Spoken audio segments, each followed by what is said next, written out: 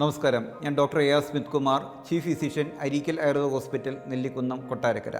ഇന്ന് നമ്മൾ ഡിസ്കസ് ചെയ്യാൻ പോകുന്നത് കഴുത്തുവേദന എന്നൊരു സബ്ജക്റ്റാണ്. കഴുത്തുവേദന പല കാരണങ്ങൾ കൊണ്ടുണ്ടാവാം.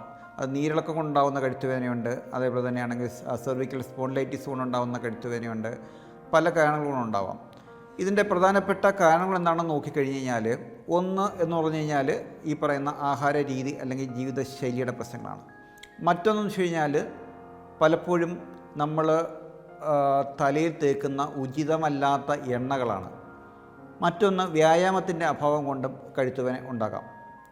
അപ്പോൾ ഇത് ഓരോരോ കാര്യങ്ങൾ നമുക്ക് ഒന്നൊന്നായിട്ട് നോക്കിക്കഴിഞ്ഞാൽ ഈ പറയുന്നത് പോലെ അമിതമായിട്ട് കട്ടൻ ചായ, കട്ടൻ കാപ്പി ഇതൊക്കെയാണെങ്കിൽ നമ്മുടെ തേയ്മാനത്തിലേക്ക് നയിക്കുന്നതാണ്.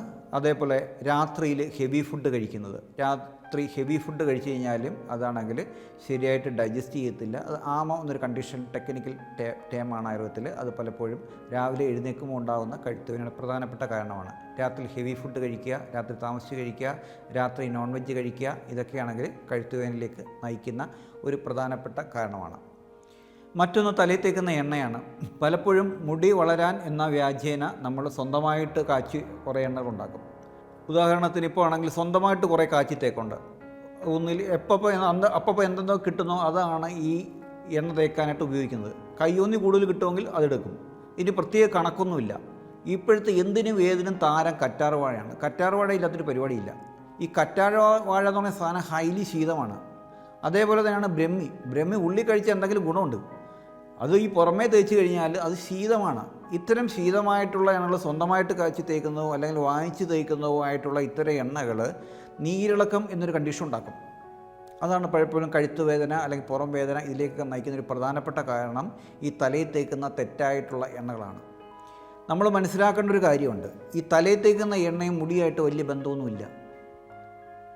നമ്മുടെ നഖം വളരുന്ന പോലെ തന്നെയാണ് മുടി വളരുന്നത്. നഖത്തിൻ്റെ അടി എണ്ണ തേച്ചെങ്കിൽ പ്രത്യേകിച്ച് നഖം വളരത്തൊന്നുമില്ല എന്ന് പറയുന്നില്ല. മുടിയുടെ അടി എണ്ണ തേച്ചെങ്കിൽ പ്രത്യേകിച്ച് മുടി വളരത്തൊന്നുമില്ല. ഒരു കണ്ടീഷനിങ്, അതിനപ്പുറത്തേക്ക് ഒരു പ്രാധാന്യവും തലയിൽ തേക്കുന്ന എണ്ണയ്ക്ക് ഇല്ല എന്നുള്ളതാണ് യാഥാർത്ഥ്യം. നമ്മളല്ലെങ്കിൽ ഉദാഹരണത്തിന് അപ്പുറത്തേക്ക് നോക്കുക, തമിഴ്നാട്ടിലുള്ളവരോ അല്ലെങ്കിൽ അറബികളോ അല്ലെങ്കിൽ യൂറോപ്യൻസ്, ഇവരൊക്കെ എണ്ണ തേച്ചിട്ടാണോ മുടി വളർത്തുന്നത്? എണ്ണ തേച്ചാലും തേച്ചില്ലെങ്കിലും മുടി വളരും. മുടി കൊഴിച്ചിൽ ഉണ്ടെങ്കിൽ അതിൻ്റെ കാരണം നമ്മൾ കണ്ടെത്തേണ്ടിയിരിക്കുന്നു. അത് നമ്മൾ മുടി കൊഴിച്ച് നമുക്ക് ട്രീറ്റ്മെൻ്റ് ഉണ്ട്. അത് ഉള്ളിലേക്കാണ് മരുന്ന് കഴിക്കേണ്ടത്. അല്ലാതെ പുറമേ എണ്ണ തേക്കുന്നത് കതിരെ വളം വെക്കുന്ന പോലെയുള്ളൂ. എന്നാൽ ഈ പറയുന്ന തെറ്റായിട്ടുള്ള എണ്ണകൾ, ശീതവീര്യമായിട്ടുള്ള എണ്ണകൾ കഴുത്തുവേദനയ്ക്ക് ഒരു പ്രധാനപ്പെട്ട കാരണമാണ്. അപ്പോൾ ഇത്തരത്തിലുള്ള എണ്ണകൾ മാറ്റും. അതോ തേക്കുവാണെങ്കിൽ കറിവേപ്പില മാത്രം ഇട്ട് മൂപ്പിച്ച് തേക്കുക, അല്ലെങ്കിൽ ഏതെങ്കിലും ഒരു ഡോക്ടറുടെ ഒപ്പീനിയൻ ഇല്ലാതെ സ്വന്തമായിട്ട് കാച്ചി തേക്കുന്നത് അല്ലെ സ്വന്തമായിട്ട് വാങ്ങിച്ച് തേക്കുന്നത് പലപ്പോഴും ഗുണത്തേക്കാൾ ദോഷമാണ് ചെയ്യുന്നത്. അപ്പോൾ ഒരു ഡോക്ടറുടെ ഒപ്പീനിയൻ ഇല്ലാതെ ഒരു കാരണവശാലും ഇത്തരം എണ്ണകളൊന്നും ഒരു കാരണവശാലും വാങ്ങിച്ച് തേക്കരുത്. അത് കഴുത്തുവേദനയ്ക്കൊരു പ്രധാനപ്പെട്ട കാരണമാണ്.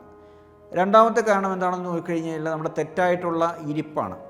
പലപ്പോഴും ഇന്നത്തെ കസേരകൾ, ഇന്നത്തെ ചെയറുകളെ ഒക്കെ ആണെങ്കിൽ ഈ പറയുന്നത് പോലെ നമ്മുടെ കഴുത്തുവേദന അല്ലെങ്കിൽ നടുവേദനയൊക്കെ വർദ്ധിപ്പിക്കുന്ന രീതിയിലുള്ളതാണ്. അപ്പോൾ ഇരിക്കുമ്പോഴാണ് ആ പൊസിഷൻ വളരെ കറക്റ്റായിരിക്കണം. നമ്മൾ ഇരിക്കുമ്പോൾ രണ്ട് കാലം താഴേക്ക് പോകുന്ന രീതിയിലുള്ള കസേരകൾ വേണം ഉപയോഗിക്കാൻ.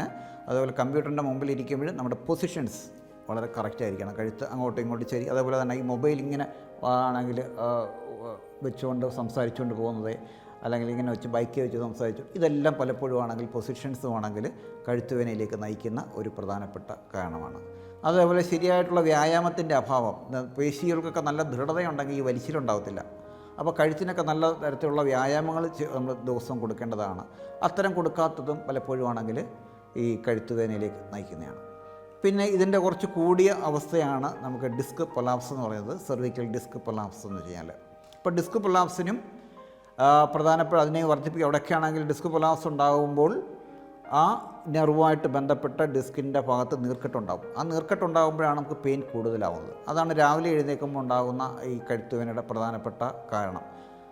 അപ്പോൾ അത്തരം നീർക്കെട്ടുകൾ ഉണ്ടാവാതെ ആ നീർക്കെട്ടുകളെ കുറയ്ക്കണമെന്നുണ്ടെങ്കിൽ നമ്മൾ ഈ പറയുന്നത് പോലെ നമ്മുടെ ആഹാര രീതി, ജീവിതശൈലി, കുളിക്കുന്ന സമയം, എപ്പോഴും കുളിക്കുന്നത് എപ്പോഴും ഉണ്ടെങ്കിൽ ഒന്നിൽ രാവിലെ അല്ലെങ്കിൽ വൈകിട്ട് വേണം കുളിക്കാൻ. ഉച്ചയ്ക്ക് കുളിച്ചാലും നീരിളക്കം ഉണ്ടാവും. ഞാൻ പലപ്പോഴും കാണുന്നതാണ്. ഈ മലബാർ സൈഡിലൊക്കെ ആണെങ്കിൽ ആൾക്കാർ എല്ലാ ജോലിയും ഒതുക്കിയിട്ട് ഒരു 11 മണി 12 മണിക്ക് സമയത്താണ് കുളിക്കുന്നത്. മിക്കവാറും ഈ കഴുത്തുവേദനയായിട്ട് വരുമ്പോൾ ഞാൻ ആദ്യം ചോദിക്കുന്നത് കുളിക്കുന്ന സമയമാണ്. അപ്പോൾ ഈ ഉച്ചയ്ക്ക് കുളിച്ചാലും നീരിളക്കം ഉണ്ടാവും. അതേപോലെ തന്നെയാണ് രാത്രി കുളിക്കുന്നത്. അത് മിക്കവാറും ഞാൻ കാണാറുണ്ട്. അത് കൂടുതലും പുരുഷന്മാരാണ്. കാരണം ജോലിയൊക്കെ കഴിഞ്ഞിട്ട് വന്നിട്ട് രാത്രിയിൽ വന്നിട്ട് കുളിക്കുന്നതാണെങ്കിൽ പലപ്പോഴും നീരിളക്കത്തിലേക്ക് നയിക്കും. രാവിലെ എഴുന്നേക്കാൻ വേദന ഉണ്ടാകും. അപ്പോൾ കുളിക്കുന്ന സമയം അത് നമ്മളെപ്പോഴും ആണെങ്കിൽ കുളിക്കുന്ന സമയമാണെങ്കിൽ ഒന്നിൽ രാവിലെ കുളിക്കുക, രാവിലെ 8 മണിക്ക് മുമ്പ് കുളിക്കുക, അല്ലെങ്കിൽ വൈകിട്ട് ഒരു 6 മണി 7 മണിക്ക് മുമ്പായിട്ട് കുളിക്കുക. അപ്പോൾ ഇത്തരത്തിലുള്ള പല കാരണങ്ങളാണ് കഴുത്തുവേദനയിലേക്ക് നയിക്കുന്നത്. ഈ കഴുത്തുവേദനയ്ക്ക് ഫലപ്രദമായുള്ള ചികിത്സ എന്ന് പറഞ്ഞു കഴിഞ്ഞാൽ പുറമേ നിങ്ങൾ പലപ്പോഴും എണ്ണ തൈലമിട്ട് തടവി കഴിഞ്ഞ് കഴിഞ്ഞാൽ ഈ വേദനകളൊക്കെ വർദ്ധിക്കുകയാണ് ചെയ്യുന്നത്. ഇതിന് കൃത്യമായ ചികിത്സ ഉള്ളിലേക്കാണ്. ഈ പറയുന്ന തൈലങ്ങളൊക്കെ നമ്മൾ കൊടുക്കുന്ന ഉള്ളിലേക്കാണ്.